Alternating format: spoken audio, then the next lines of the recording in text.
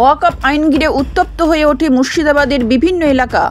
মৃত্যু, অগ্নিসংযোগ, হিংসায় জ্বলতে থাকে এলাকা। ঘরবাড়ি হারিয়ে সর্বশান্ত হন মানুষজন। বহু মানুষকে ঘরবাড়ি ছাড়া হতে হয়। আজ শুক্রবার সেই সমস্ত হিংসা বিধ্বস্ত বিভিন্ন এলাকা ঘুরে দেখেন মুর্শিদাবাদের জেলাশাসক শ্রী রাজর্ষি মিত্র। কথা বললেন সাধারণ মানুষের সঙ্গে। পরে সাংবাদিকদের তিনি জানান, ক্ষতিগ্রস্তদের ক্ষতিপূরণের ব্যবস্থার জন্য চিহ্নিতকরণের কাজ ইতিমধ্যেই শুরু হয়ে গিয়েছে। যাদের খাবারের সমস্যা রয়েছে সেই সমস্ত বিষয়ে খতিয়ে দেখা হচ্ছে। নিত্য প্রয়োজনীয় দ্রব্যের জোগাড় করার কাজ শুরু হয়েছে।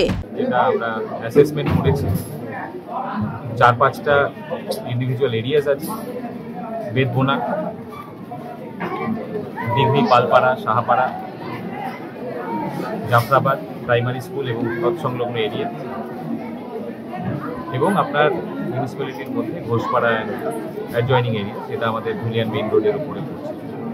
As of now we have started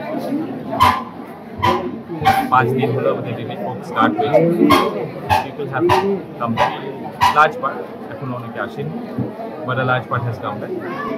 আমরা উইথ ইমিডিয়েট রিলিফ ফুডের খাদ্য সামগ্রী যার আগে সবটাই দেওয়া হয়েছে, বাট খাদ্য সামগ্রীর ব্যাপার নয়, জিনিসটা হচ্ছে long term reconstitution of life, যা ড্যামেজ হয়েছে সাংঘাতিক, and therefore it requires a long term reconstitution of life। তার জন্যে এদের বাড়ি ইত্যাদি ঠিক করার জন্য যে ইমারতি দ্রব্য প্রয়োজন হয়, সিমেন্ট, লোহা, roofing sheets, truss pipes, electrical wires, tubelight, fan, এগুলো আমরা দিচ্ছি। যখন যখন আমরা জোগাড় করছি সেই হিসেবে মে নট বি একদিনে আমরা পুরোটা দিতে পারলাম, but we are giving them.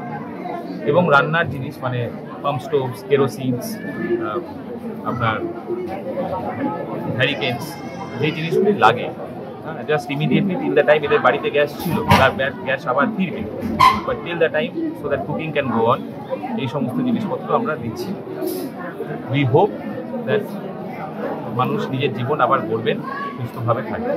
Bureau report, lottery সংবাদ।